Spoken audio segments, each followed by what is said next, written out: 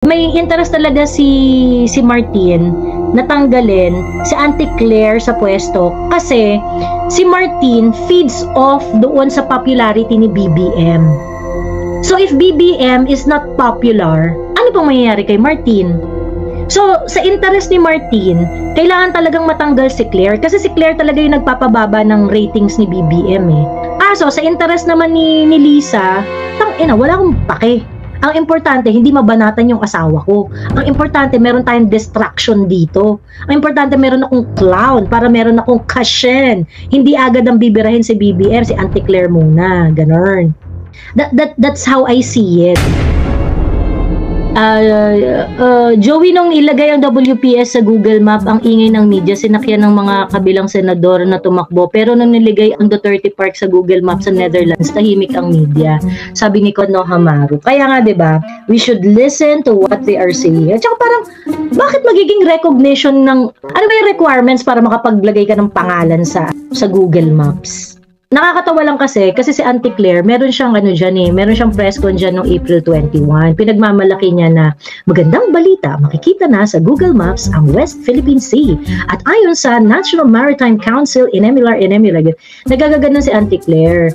So parang ang sinasabi niya na kinorelate agad nila na yung pag-appear ng West Philippine Sea sa Google Map is somehow a recognition of our jurisdiction and sovereignty over the West Philippine Sea. Ang tanga lang Google is a private company, hindi po siya bansa. Wala pong bearing ang pagkilala ni Google sa mga lugar-lugar. They just want to map it out, okay? It does not entail any recognition of sovereignty or recognition of jurisdiction or anything like that. Auntie Claire talagang tanga no? Ibang level yung katanga ni Auntie Claire. Yung may mesmerize ka na parang, tapos syempre, bilang comms, tas abogado ka and everything, ganyan. Your job is to, to make sure that, is this plausible? Parang, pwede ko bang sabihin to? Hindi ba masyadong bobo to? Can you please, change this into something more intelligent? Ganyan. At least your job is to sort out all the things that you're going to say sa press con, sa mga press briefing. But no, talaga si Auntie Claire, talaga tinutodo niya talaga yung kabobohan niya at katangahan niya. And rumor has it na yung Team Martin Romualdez, buwisit na sa kanya. Kasi nga, they attribute the pagbagsak of survey ni BBM sa kanya. Kaso, J. Ruiz, yung PCO secretary, is close with Mel Robles. Remember, he had a contract with Mel Robles, si J. Ruiz. Yung mga lumabas-labas na issue and things like that. So, meron siyang trabaho before with PCSO. May mga contracts to si J. Ruiz with PCSO. So, what does that mean? Ibig sabihin, si J. Ruiz is close to Mel Robles. And Mel Robles is close to Lisa Marcos. Now, itong si Auntie Claire ay recruit ni J. Ruiz.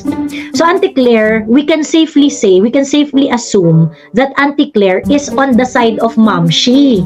Ngayon, yung side ni cousin, visit na talaga sa And I think si Claire Castro, based dun sa requirements ni Mamshi, nagdi-deliver talaga siya, like yung magbaltagulan, maging distraction ni Bongbong Marcos para ang naa-attack hindi si Bongbong kundi si Auntie Claire. In that sense, safe talaga si Auntie Claire kasi sobrang lapit niya sa kalan. Whatever is the requirement of Mamshi, nadi-deliver ni Auntie Claire na, magtanga-tangahan ka dyan para ikaw ang ina-attack, sa'yo manggigil ang mga tao at hindi kay Bongbong. So, kumbaga parang, you just have to be yourself. And by being yourself, you are protecting Bongbong Marcos. Parang ganon. Ganon yung game ni ganon yung game ni Mamshi alam ko na yan, Mamshi. Diba? Obvious na ganon yung niya.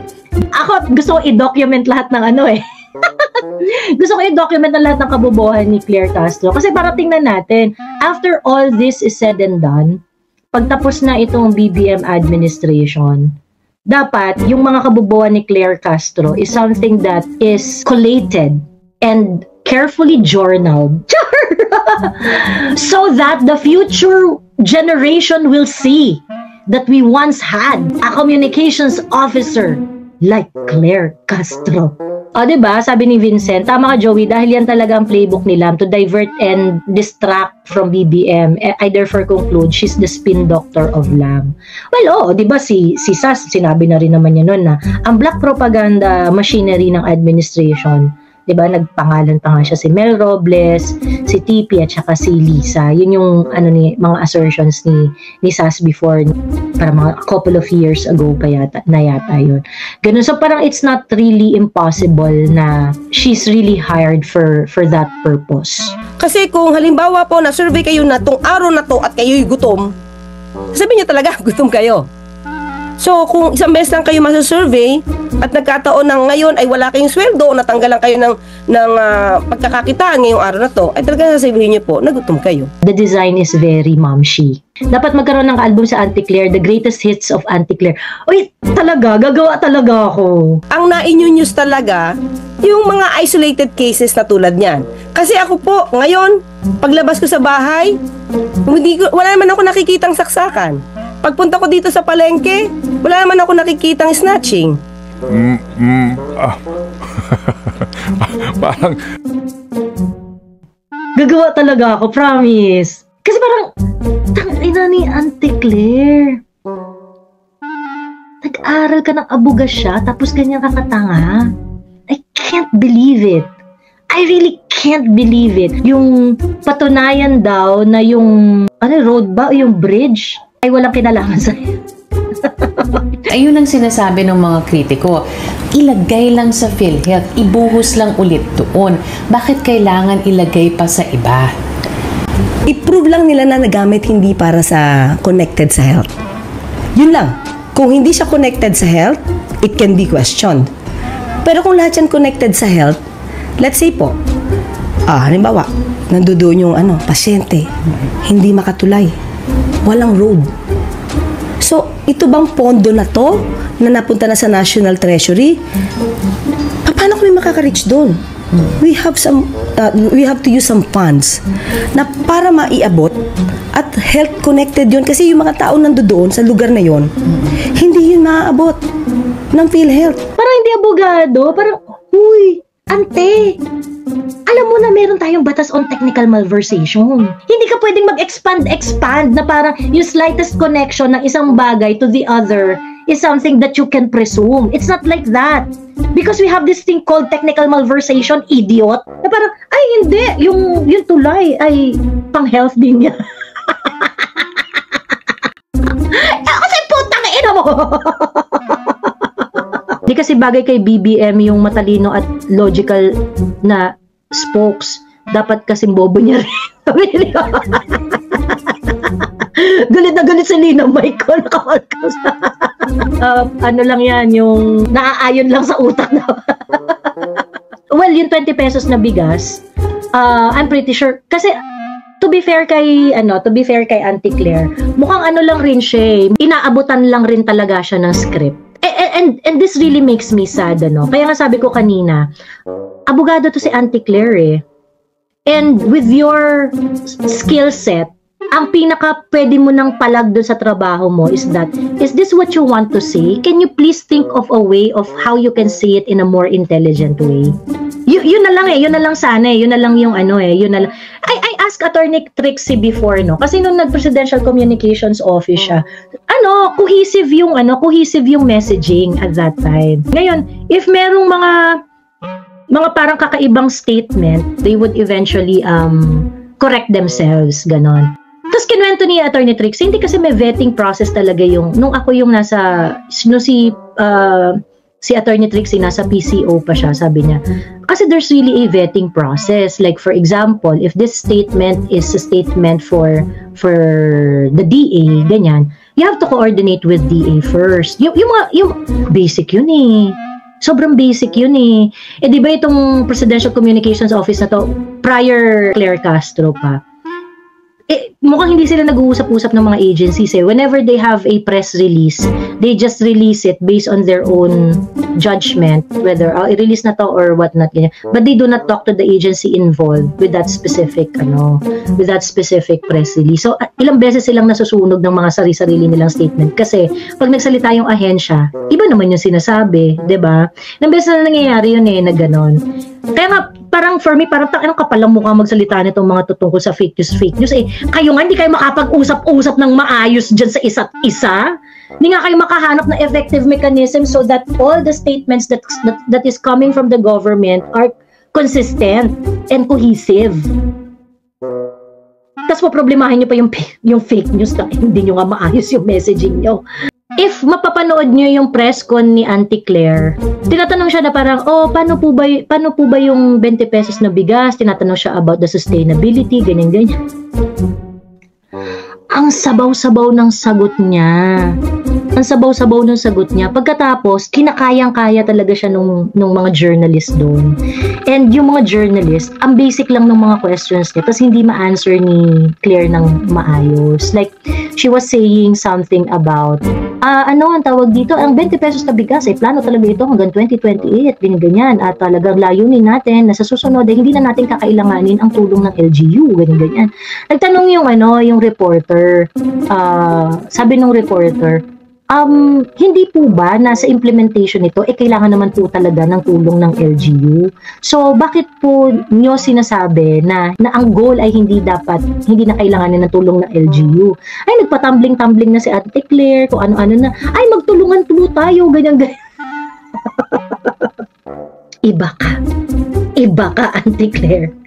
Nakakahiya ka, sa totoo lang. Nakakahiya ka sa profession mo, sa mga kapwa mo PR. And anyway, ituloy-tuloy mo lang yan. I am not going to object if you're gonna stay there. Tuloy-tuloy mo lang yan, ante. Diyan ka lang hanggang sa huling hininga mo. Go! Feigned courteousness, sabi ni Kael. Oo, totoo. And that's the reason why, yung nag-exist yung mga Claire Castro sa government. Kasi pagka ganun ka naka-embarrassing yung performance mo, dapat kino-call out na yan ng mga professionals eh. But we don't. Yung mga call out sa kanya ng mga fellows niya, very very tame, very indirect.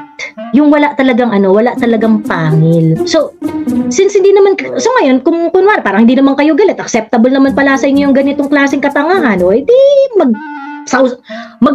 lublog tayo sa putik ng katangahan ditong lahat. Ganun. Kaya nga sabi ko, that is why it's very important that normal people like us would speak.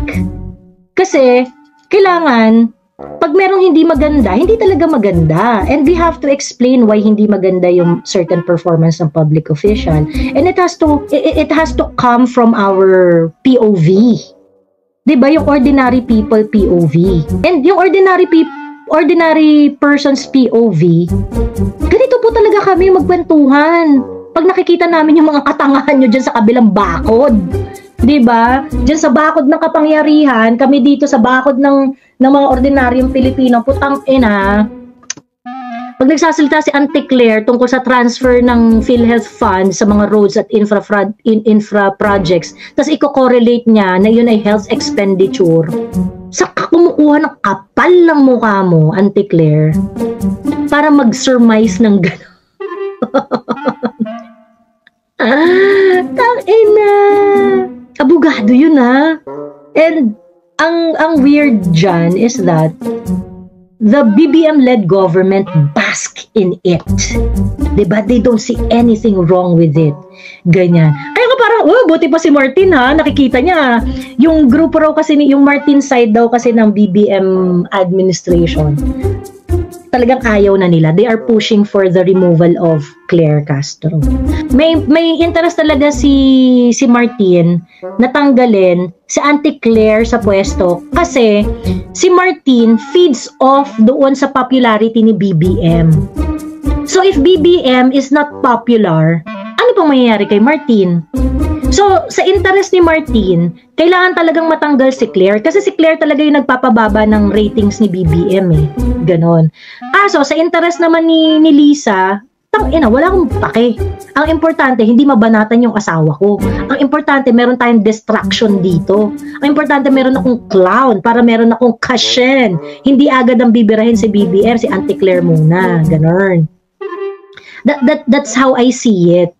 So kaya parang merong ano sa kanila, meron ring parang mini power play within this camp.